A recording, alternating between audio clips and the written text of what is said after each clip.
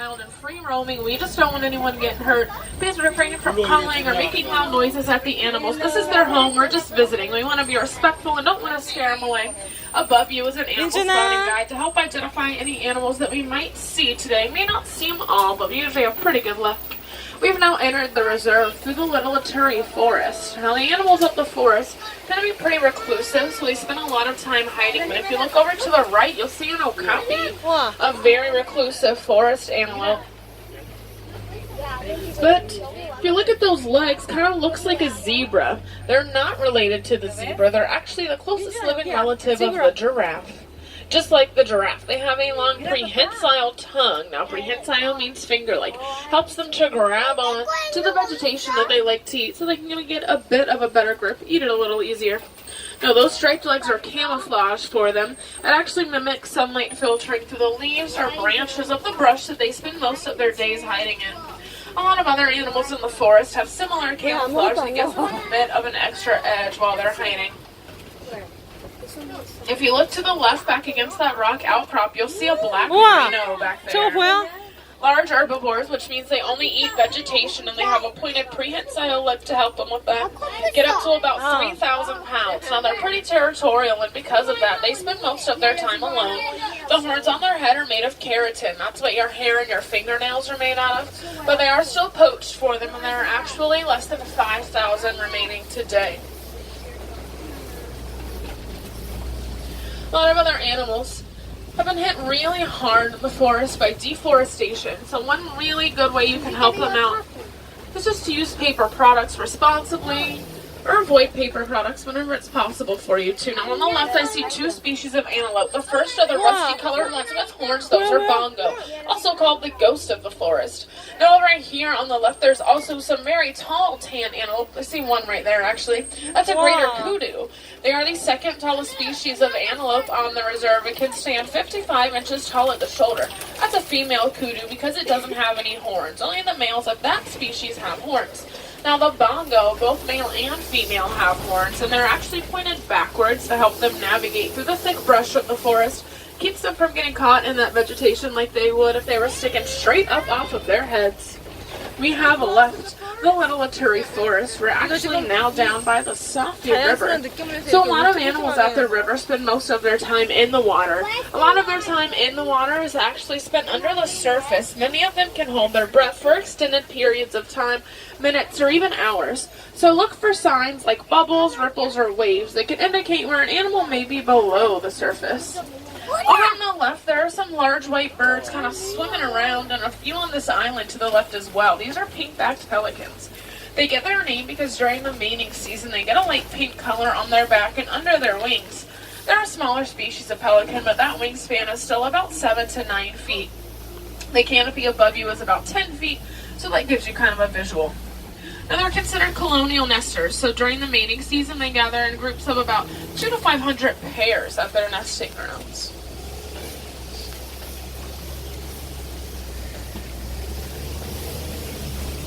Over on the left, looks like we got some royal crocodile. These large African predators average about 500 pounds and 16 feet long. They can live up to 40 years. Now, a good way to tell the difference between crocodiles and alligators is crocodiles have those toothy grins that you see and a more narrow snout.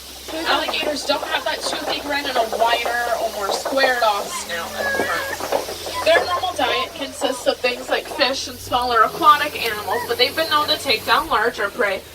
Sometimes things like zebra or even other crocodiles, and if they eat a meal that large, especially if resources are scarce, they can go a few months without eating anything else at all. We have left the river. We're headed to the savannah now. As we get that way, you'll notice a lot of landscape changes. It's not quite as lush and green.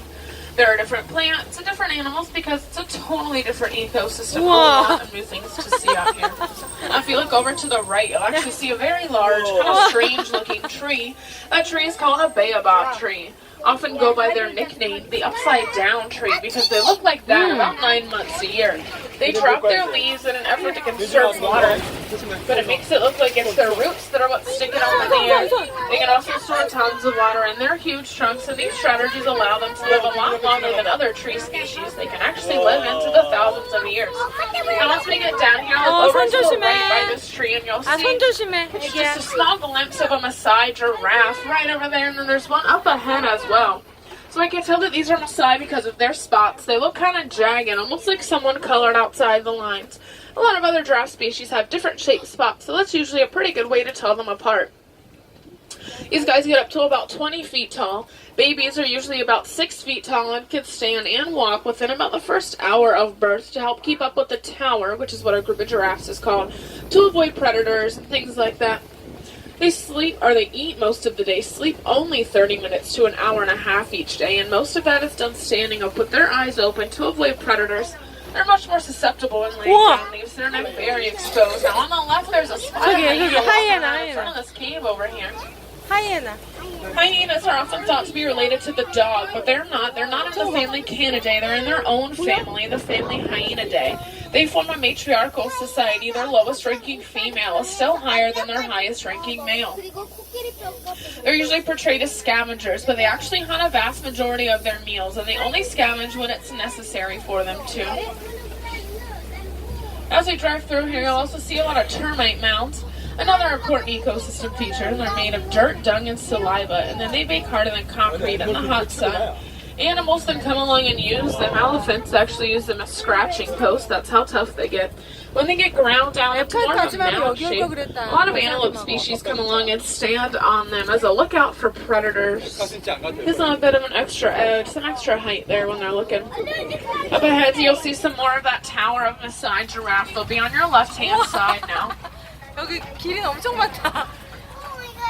So their tongues are very well adapted to their eating habits, about 18 inches or a foot and a half long. And if you get a chance to see one, you'll notice it's a very dark blue or purple, almost black. That's to help keep it protected from the sun and keep it from getting sunburned.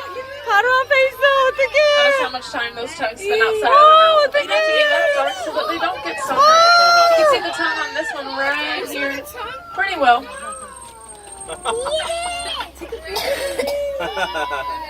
I know they look clumsy, but they can actually run about 35 miles an hour for short distances, but they can cruise over longer distances at about 10 miles an hour. Alright, now this giraffe is kind of standing in the road. You can see the tongue really well on this one, just off to the left-hand side.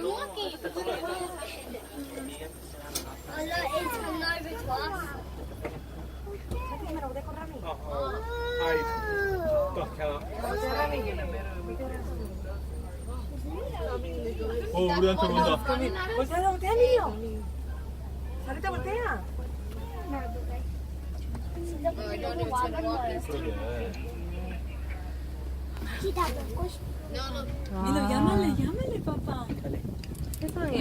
All right. Now that this giraffe has decided to move, we can continue. This one is still just sticking its tongue out of its mouth. So there you go. A really nice close-up for you guys. You also usually sleep just a few seconds or minutes at a time and let it add up throughout the day. So if you ever see a giraffe standing still with its eyes open, it could just be sleeping for a few seconds. Over on the left, those really small antelope or the right, cinnamon-colored backs and white bellies are springbok. Very small, this is their adult size, but they get their name because they can jump straight up in the air repeatedly 6 to 8 feet and forward 13 feet. There's a very large tan antelope here in these bushes to the right as well. That's a Patterson's eland. They are the tallest species of antelope on the reserve and can stand 6 feet tall at the shoulder. 50% of that species currently live on protected lands, which is good news for them. Lining that hill up there to the right is a herd of white-bearded wildebeest. They are the second most densely packed mammal in the world, second only to humans, and during the migration season, up to 1.5 million can gather and travel up to 1,000 miles looking for fresh food and water. Their babies stand and walk within 15 minutes of being born. Now over here on the right, these are Ankole cattle, also called Watusi after the name of the people that first domesticated them, and they are the only domestic species on the reserve. Those horns get about 3 or 4 feet on either side, and are like their own personal air conditioner. Hot blood circulates up into those horns. It's a honeycomb structure filled with cartilage and blood vessels. It'll cool off up there and then circulate back into their body, cool off their whole entire body temperature. It gets really hot in Africa, but at least in the forest there was a lot of shade to hide in, and at the river, a whole river to cool off in. But the animals in the savannah don't have that provided to them from the ecosystem, so they've developed adaptations, either physical, like those horns, or behavioral. And as we drive through and see some more, I will point them out to you guys.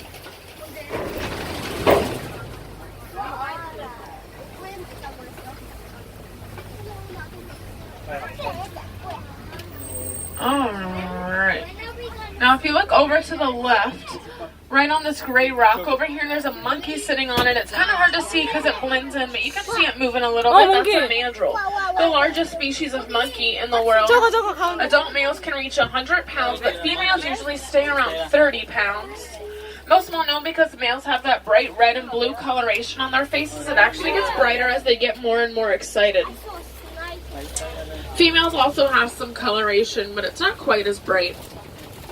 I'm actually going to take this road over here to try and find us some more animals, but it looks like it's closed. Got washed out by all the rain we've been having. I don't think I can jump that gap. What do you guys think? No, yeah, you're probably right. This baby only goes about 8 miles an hour, so I don't think we have great odds with that. Alright, I'm going to keep going. I know this bridge up ahead, it's kind of old and rickety. They were supposed to be fixing it a while ago, but you know how that goes. Last I checked, it was held together by some rope, duct tape, and a little bit of Gorilla Glue. But we're going to give it a go. I think we got a better shot with this bridge than we do with that gap. So we're going to go poly, which means very slowly. Hang on tight, friends. We are almost there. Almost. Ooh. Alright, front tires off. Ooh, it'll be bad if something happened now. Let's see, back tires off. Ooh, okay guys, we made it. Not that I was super concerned, but I think we're safe now. No promises, but fingers crossed. We're in the red clay pits. These are usually a good indicator of elephant activity. Elephants eat red clay to make up for minerals missing in their diet, similar to the way that we take vitamins. Over on the right, those are actually some tusk marks in the clay. And on the left looks like some elephant footprints. And just over here to the left, there actually is an African elephant right there. Yeah, so elephants flap their ears like that to help keep themselves cool. Blood vessels right near the surface, and when they flap them, can actually make a difference of about 15 degrees in their body temperature. They form a matriarchal society led by the oldest female. She has valuable knowledge of food and water resources imperative to the survival of their whole herd. The females stay in the same herd their entire lives, but males leave after 13 to 15 years and go off on their own. Live mainly solitary or form loose bachelor groups that they hang out in. They don't have many natural predators. Humans are their main predator, often poached for their ivory tusks. It's a real hot commodity on the black market, and many elephants lose their lives each year to the illegal ivory trade. You can see some more elephants in the distance to the left, but they're pretty far away. Elephants have also been hit really hard by habitat loss. And as there's less space for them, they wander onto farms and eat the crops. Farmers kill them in an effort to protect their livelihood. But a group of Disney researchers found out that they're afraid of bees. So they've started building beehive fences around farms in Africa. The elephants run from even the sound, so they get to keep their lives. The farmers get to keep their crops. Their crops get pollinated. They can jar and sell the honey, and it helps out pollinators, another struggling group of animals. Many species of bee are actually endangered, so it's a win-win-win with that solution. Oh, there's a baby elephant over there too to the left, guys. Yeah. So it's safe to assume that these are females since they're in a larger herd, and the baby is with them.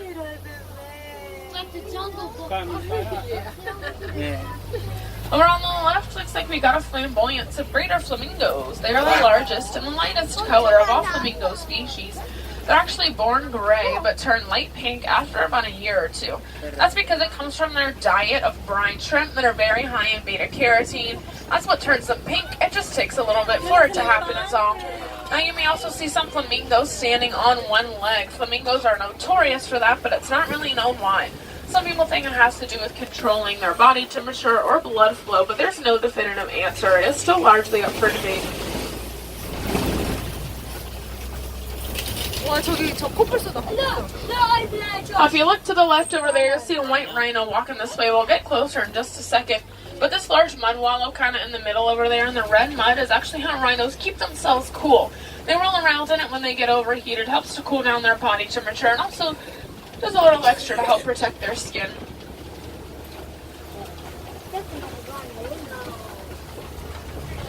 I also think I see some cheetahs up ahead. The fastest land mammal. It can go 0 to 60 in 3 seconds. Can't keep it up for very long, so they are opportunistic predators, which means they just grab whatever's easiest at the time. Now, if you look to the left, towards the left end of those fallen logs back there is where you'll see that cheetah laying down. There's another one, but it's behind the logs over there. See it sticking up. The black stripes that come down from under their eyes pull sunlight from their eyeballs, gives them really good daytime vision, which a lot of other big cats don't have. Over on the left is that white rhino I was talking about, larger than the black rhino at about 5,000 pounds. But they're a lot more social and docile. They usually congregate in groups called a crash. You can see they're not white. They got their name because of a miscommunication when English speakers learned about them. They were called white, which means wide or broad and describes their lip. But when they said white, we heard white and the name stuck, making them the white rhino. 2 more cheetahs also laying back against that back tree line. These ones a little bit closer so you can see them just a little bit easier over there. Cheetahs are very well adapted to their lifestyle. They have very slender bodies and even their tails are really long and muscular. That allows them to keep their balance and turn on a dime when they reach those top speeds. Alright, now over here on the left we got some antelope. These are water buck. Like the name suggests, they drink a lot of water, more than most other antelope species do, so they tend to stick really close to a water source. That sets them apart from other antelope species because that means that they don't migrate. The vast majority do. I also think that I saw something else over here. Let's see. I did. Looks like part of a dazzle of Grant zebra over here. Now, contrary to popular belief, zebra are black with white stripes, not white with black stripes. You can tell because when you shave them down, they have skin patterns that reflect that. You can also tell by looking at their nose. Those stripes are camouflage for them. When a predator approaches and they begin running around, it gets hard to pick out an individual and allows them to escape easier. Each different zebra has a different stripe pattern, so you can actually tell them apart that way. Their very powerful legs can actually kick a lion hard enough to kill it. And they often form mixed herds with animals like wildebeest and giraffe. Wildebeest are slower than zebra, so when a predator comes up, the zebra can escape and the wildebeest get left in the dust. And giraffes are like an early warning system because clearly they're taller than zebras, so they can spot predators from farther away. 우와, 저건 뭐야? Alright, let's see what we can find up ahead, maybe. See some eggs over here. Oh yeah, just off the road to the right-hand side under this tree, those are ostrich eggs. They weigh about 3 pounds each, about the same as 2 dozen chicken eggs. A grown adult weighing about 250 pounds could stand on a single ostrich egg and it won't break. Those eggs have very thick shells and are very tough and built to last. Now they're often laid just like that in communal nests, which means that all of the ostrich lay their eggs together in the same spot. But the dominant female's eggs get the best spot right at the center where it tends to stay the warmest and also the best protected.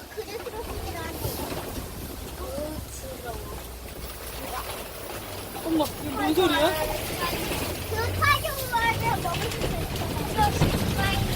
We've entered the Magani Glen now. Similar to animals of the forest, many animals in the glen are pretty reclusive. They spend a lot of time hiding, so really be on the lookout through here. Now if you look over to the right, down by the water over here, you'll see 2 black and white birds in a second. I caught a glimpse of them. There they are.